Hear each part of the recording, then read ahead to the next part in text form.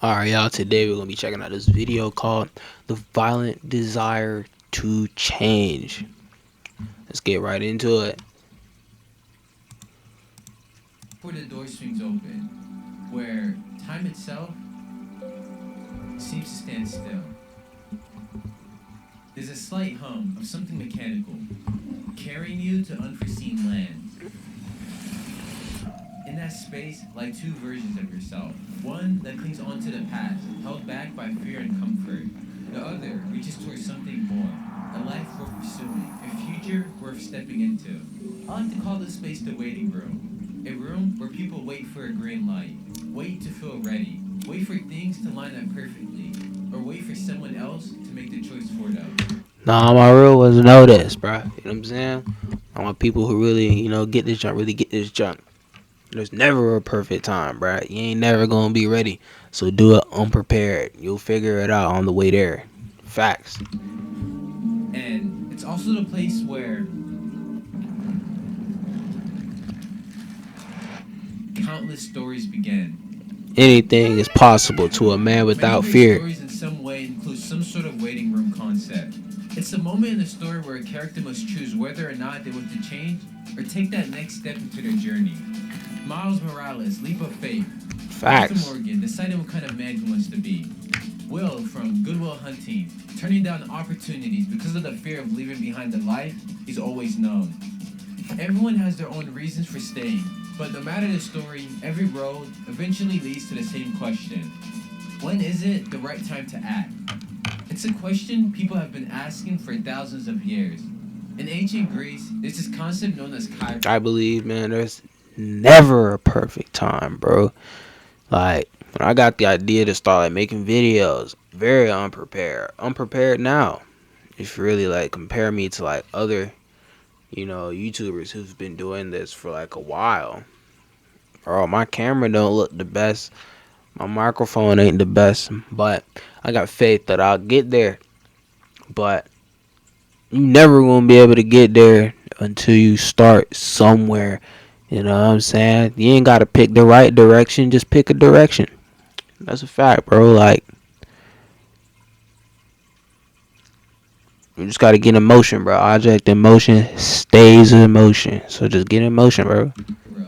A concept that translates to the exact or critical time. The Greeks believed there were two kinds of times, or gods, you could say. The first was Chronos, the ticking clock, the passing of days, the endless accumulation of years. And then there's Kairos, the moment that mattered, the opening, the opportunity, the brief crack in time where change becomes possible. It's a moment that cannot be scheduled, be predicted, or waited on forever. It's a singular instant where everything aligns, and when that exact moment happens, you must ask yourself, are you ready? So a lot of people in general are afraid of failure. How did you become one of those people who doesn't seem to be afraid of failing? It doesn't exist. It's not existent. What the hell does that mean? Seriously, what does failure mean? It's not. It doesn't exist. It's a figment of your imagination. What does it mean? I'm pulling a Jedi mind trick on me right now. I'm like, No, does it like, exist? no, I'm serious. But I'm trying to think, how can I explain it? So, I became obsessed. I became obsessed. To get to the level that you need to get to the pinnacle, it needs to be no outsiders. It needs to be, you need to have your team and your focus, and that's it. I don't need friends that aren't involved in this game. There comes a fucking day where push comes to shove. Where being mediocre, being average and shit just fucking burns and sucks so much. And my personal question to you is, why not you? Back. the opportunity I'm gonna go for. Why not me, cuh? I'm saying we're all gonna die. Live like that. Live like you could die tomorrow. Go for it. No one thinks you're crazy. You're not yet operating to the This vid is already splendidly edited. I'm really enjoying the way that this video is edited, bro. But now it's a fact, bro. You know what I'm saying? Why this video spitting heat? All these, fire messages and stuff like that, bro. You know what I'm saying? Made me think of my own little message that I heard.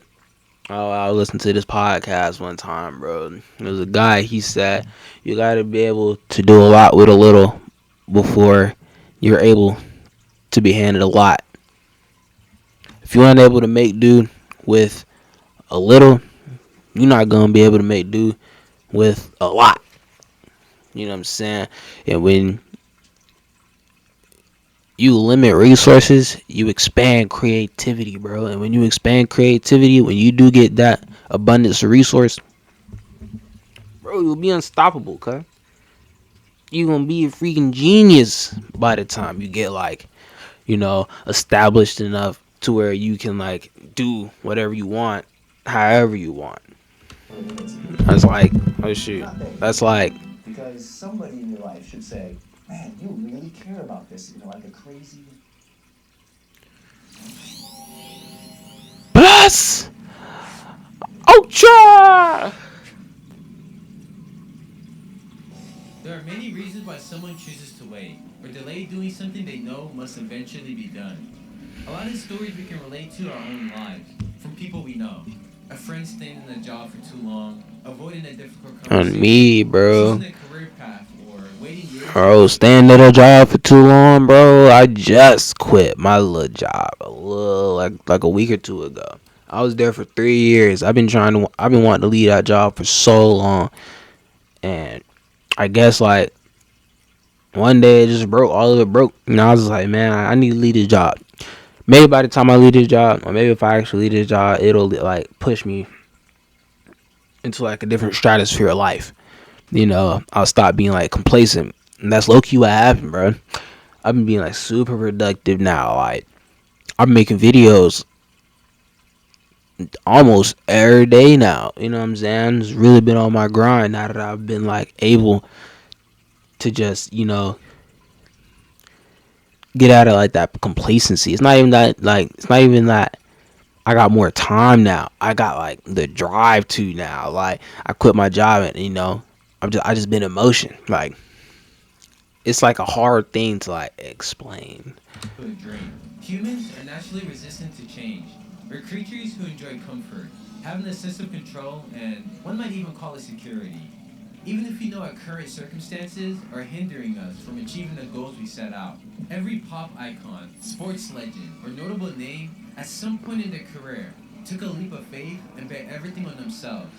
Denzel Washington, for example, throughout his career, emphasized that success isn't something you wait to receive, but rather it's something you should build. What I like the most about Denzel is how he encapsulates how important setting goals and pushing for your dreams. Denzel Washington, bro, truly a legend, bro.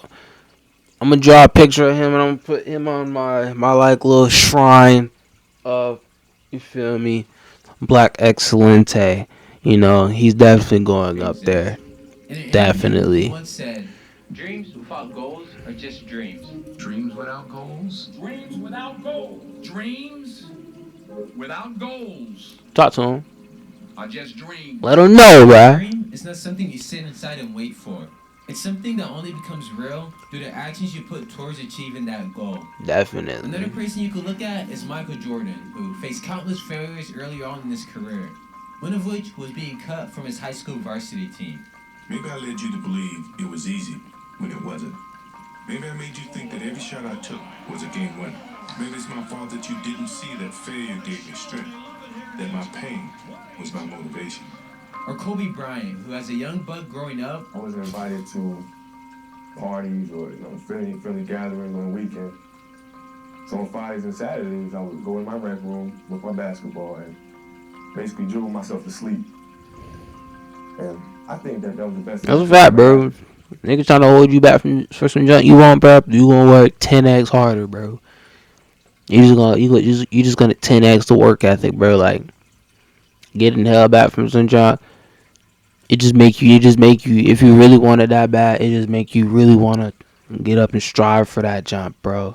Like if you're not seeing the results you want, bro, truly it's because you don't want it that bad. Because if you really want it, you'll go figure out why you're not seeing the results, and you gonna change it, bro. You just gotta sit down and think through it, bro. You also you don't want to be thinking too much, but like you also gotta force some time to think and strategize about how you gonna hit your goals. That's a form of motion as well. You know what I'm saying? A lot of the time people don't like they don't ever get in motion because they sit down and think. But you gotta get in motion, take some time to like pause, figure out what's your trajectory, where you trying to be at. Are you in, the right velocity, I guess, to like maintain the metaphor. But like you gotta sit down, allocate some time to like think and like map out your next move. That's still like a form of movement. Thinking and strategizing is still a form of movement. Because during those lonely hours in the rec room, I discovered the hunger, the motivation, and the desire to be the best possible basketball player that I could be. I relate to this, bro. Like I paint, I shoot bow and arrow, I do YouTube videos. I'm multi hyphenated in terms of like talents and like skills and like passions and things. But before all this art, John, I was an athlete first. I was dreaming to be in the NBA. My dream was going to the NFL at one point when I was younger, bro. I remember I used to live in the country, a dirt patch. I was playing basketball so much, or it was like a grass, nice bit of yard. I was playing basketball every day, dribbling every day. It turned into a nice hard dirt patch from the amount of just grinding I would do. I was grinding, sweat in my eyes, bro. Like I relate to this drive, this hunger, bro. When I wanted to play football, bro, I'm telling you, I never played organized sports. Sadly, I didn't. I wasn't able to. I just never had the opportunity to. Bro, you couldn't tell me anything.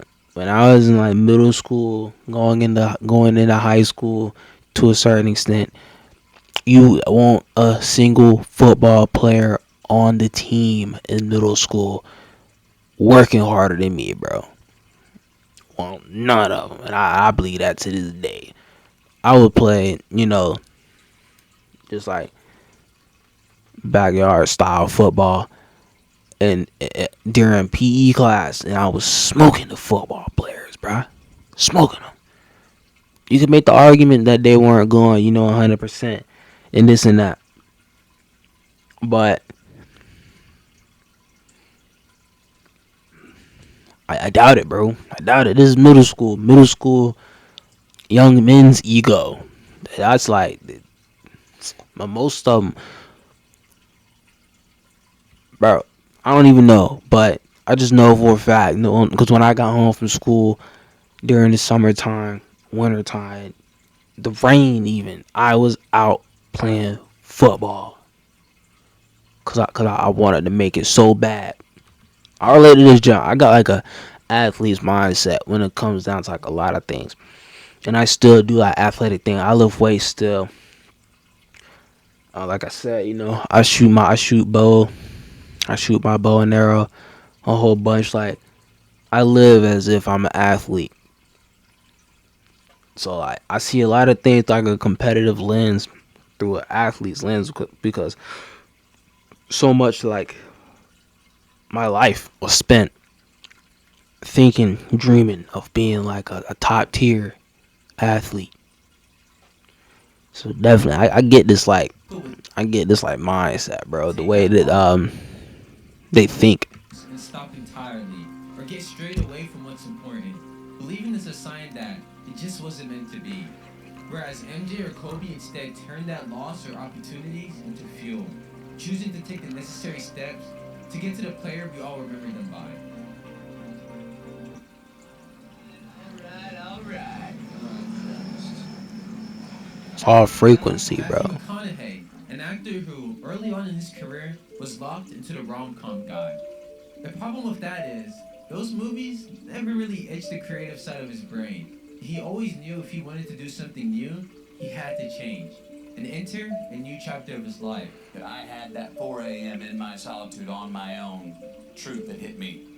It lands like a butterfly and strikes like a lightning bolt at the same time. That truth that you go, okay, tomorrow when the sun comes up and I'm back in the masses and all the world's coming at me and all those offers, I need to remember this truth. Now, I've been trying to get dramas. I was even offering huge pay cuts. And they're like, no, stay in your lane, McConaughey. You're the rom-com guy. You got that down.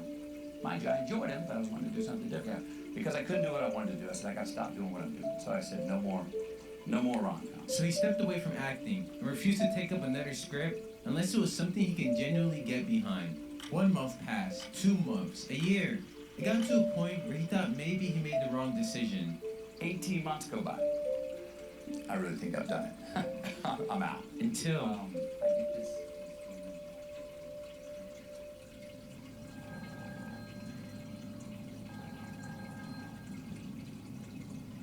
after almost 2 years, a real shift had happened. 20 months, 2 months after I turned that down. I never watched many like Matthew McConaughey movies or any movies that he's seen. I think I've seen like 2 of his rom coms that he's been in, and I've seen The Wolf of Wall Street. I don't know if people consider that like a Matthew McConaughey movie, but Came in that I was looking for, and they came in droves. Killer Joe, Mud, True Detective, Dallas Buyer Club, Magic Mike, Interstellar, Wolf of Wall Street. it was a Magic Mike. The point is, if you take these examples, you start to notice a pattern. None of these people had any guarantees that things would work out, yet all of them made the same choice. They stopped waiting and stepped through the door. That's that frequency, car. Out of real-world examples, the rating room is something that happens in storytelling today through the eyes of some of our favorite characters. This sort of concept isn't new. While I may have given it the title of The Waiting Room, you could also see it as destiny, the call to adventure, a leap of faith. But regardless of the medium, the room remains the same. People often wait for the moment someone or somewhere will eventually tell them when they're ready. When I think of this, my head instantly goes to Mob from Mob Psycho, and how throughout the show, spends much of the story defining himself through how others sees him, instead of deciding who he wants to become. Miles Morales, a character who spends most of the first movie trapped between 2 worlds. After discovering he's been bitten and has powers, he seeks to search for the answer of the movie. What does it take to become Spider-Man? And in that realization, we get the leap of faith scene. And all of it is just a change in frequency, bro. I view everything just about through like a lens of vibes, energies, and frequencies. Let's take the Miles Morales into the Spider-Verse movie. For like the entire movie, he was lost, tottering, failing, because he's trying to figure out his place as Spider-Man and things of that nature. His frequency was off. He hadn't fully dialed into that mode of being like Spider-Man completely, because he didn't understand it. Like he didn't knew what it entailed to be Spider-Man. He didn't know if he was ready to be Spider-Man. All these things bled into like his performance into Spider-Man, because if your vibes is off, if your energy is off in whatever you want to do, let's say Spider-Man, if your vibe is off and you're not confident in your ability to like be Spider-Man, or you're not sure if you're ready to take up this role, it's going to ruin your performance in whatever sector of life, almost a vector, in whatever sector of life that you're trying to achieve in. It wasn't until his leap of faith that he had a change in his frequency. He dialed into being, the best he could, the best Spider-Man that he could. What does a change of frequency mean, though? It means that you're stepping out of one lane and stepping in the lane that you want to be in, not the lane that you're told to be in, not like the lane that you're forced to be in, but the lane you want to be in. You change your vibration. You went into a vibration of being great into being Spider-Man in this instance, right? And that's like the biggest part. That's what it is. That's what it was. when he took the leap of faith. He stepped out of being this silly, version of Spider-Man, this unsure version of Spider-Man, and he jumped into his own form, his own frequency, his own version of Spider-Man. All of it is like frequency based, bro. I'm telling you, bro.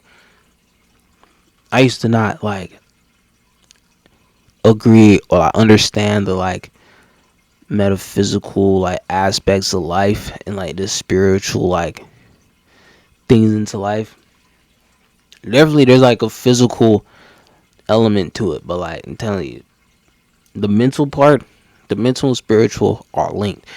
And if you don't got the mental together and the spiritual together, bro, the physical shows all of it. Miles Morales' mental and spiritual was off for like most of this movie.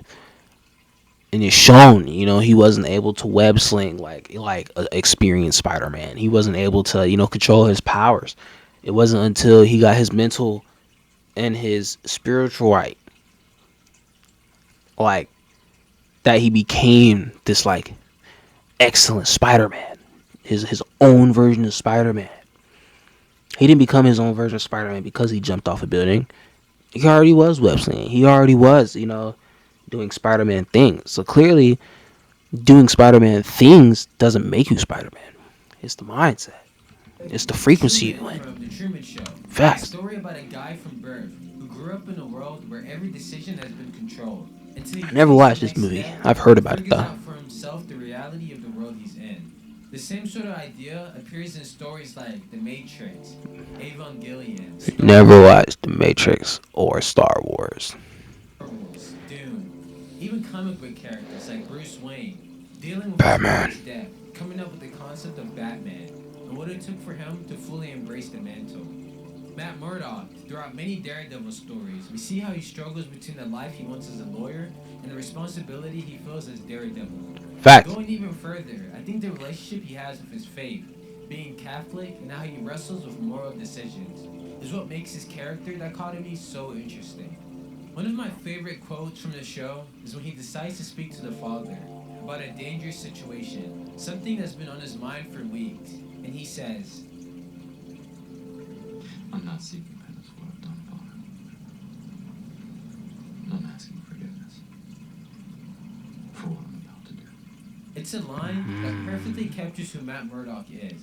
He's a person who knows the cost of his choices, yet feels compelled to make them anyway.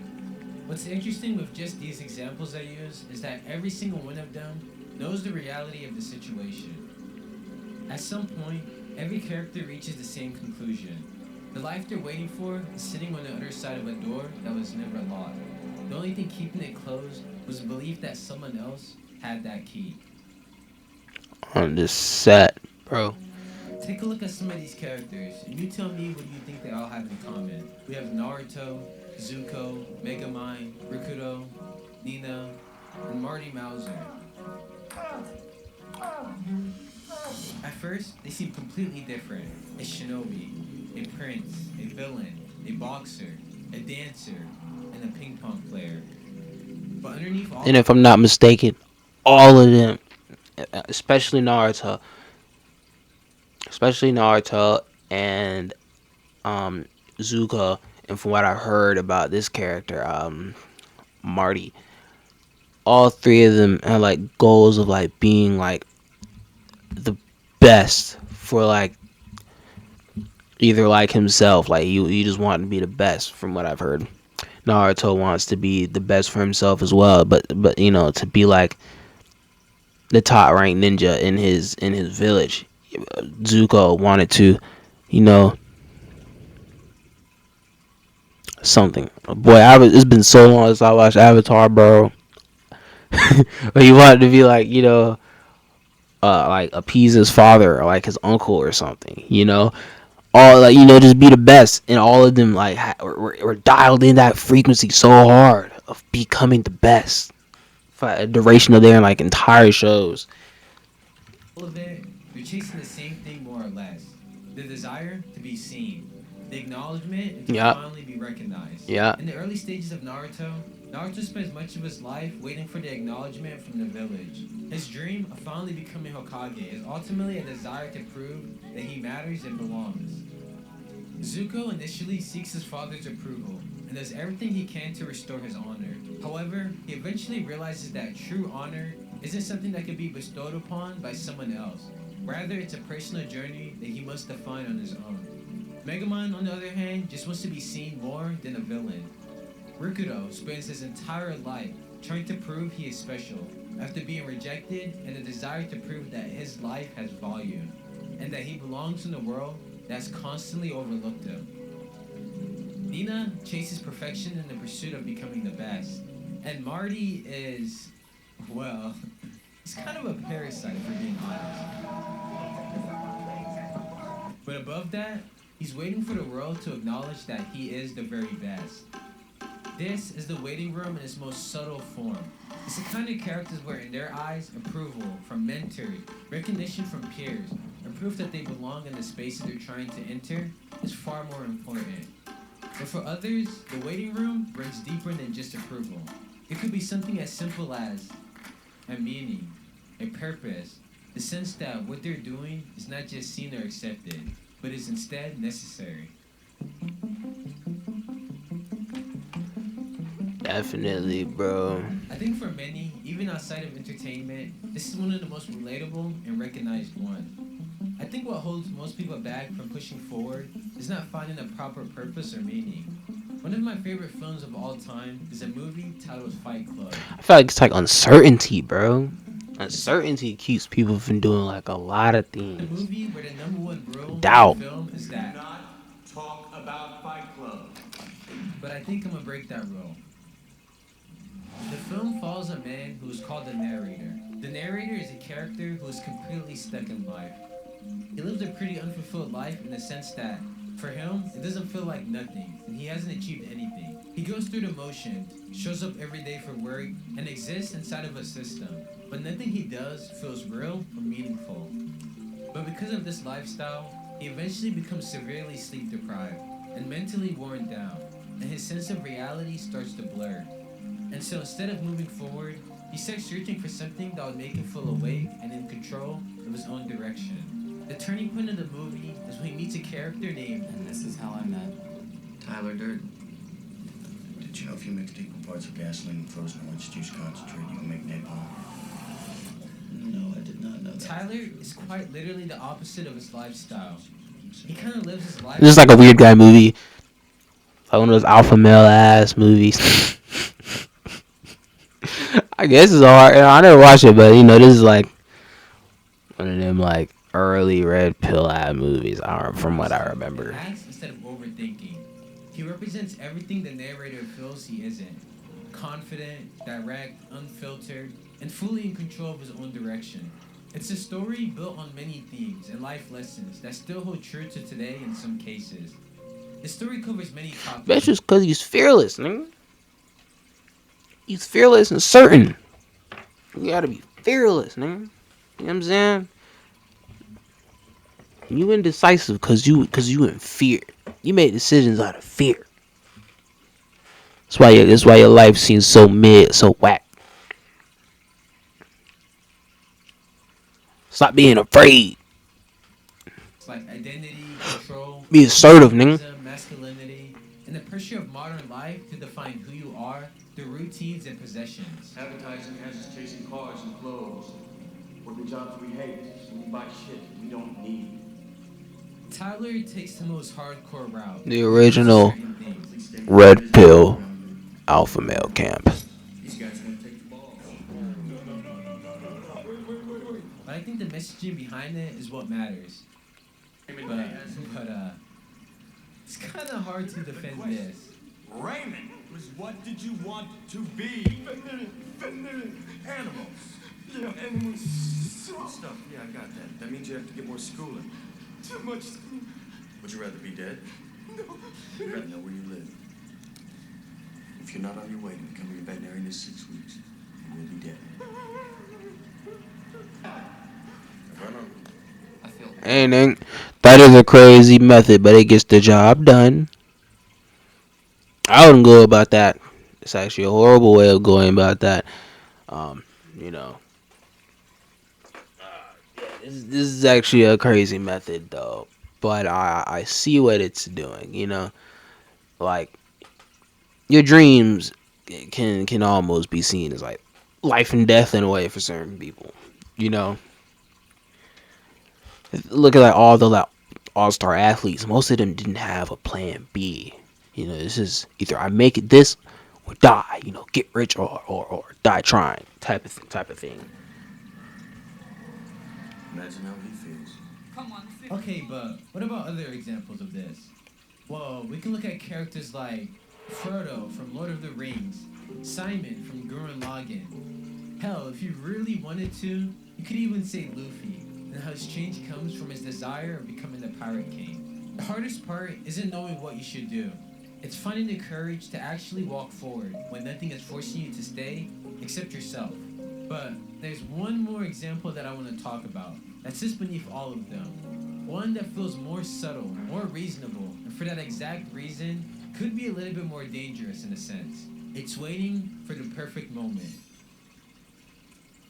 Waiting for the ideal moment is kind of like a mental image we create, where we sort of envision a future where everything seems to align perfectly. The problem with this is that no such reality truly exists. The biggest things in life often happen when we aren't ready. But you could argue Yeah, that soul, bruh. This is my movie right here. This movie right here. This movie right here is like top 5 Pixar, bro. I think it's top 5. This is some of the. This is probably one of my favorite animated movies of all time. It's definitely up there, in bro. a way, waiting A for that beautiful movie. ideal moment sort of acts as a safeguard for ourselves. Crazy to think that it's like a kids movie. Because the subject matter is just so mature. You never have to face the possibility that all your effort might not lead to success. It's one of the main reasons why stories often reject the idea of a perfect timing, at least not in the sense of overcoming a new chapter. Characters are often forced into action before they feel ready. If they waited for everything to line up perfectly, then the progression of a story would quite literally never happen. There would always be a reason to push back, or some sort of condition that isn't quite right. Fact. Life doesn't actually open a clean door and announce when it's ready. There is no moment where everything aligns perfectly. It's Fact. all about taking that risk and doing something you love. Jim Carrey once said that. So many of us choose our path out of fear disguised as practicality. What we really want seems impossibly out of reach and ridiculous to expect, so we never dare to ask the universe for it. I'm saying, I'm the proof that you can ask the universe for it. And the universe exists within you, cuz. Everything you want is right behind your permission. Giving yourself permission to go for it. If you scared to do something, do the task in fear. If you're confused about it, lost, pick a direction and shoot for it. You can redirect after you get some ground. Like failing ultimately means I didn't try. If you never try, you fail, bro. Could have been a great comedian, but he didn't believe that that was possible for him. And so he made a conservative You can choice. never lose if you Got a try. safe job as an accountant. And when I was 12 years old, he was let go from that safe job. And our family had to do whatever we could to survive. I learned many great lessons from my father, not the least of which was that you can fail at what you don't want. So you might as well take a chance on doing what you love. Absolutely. 。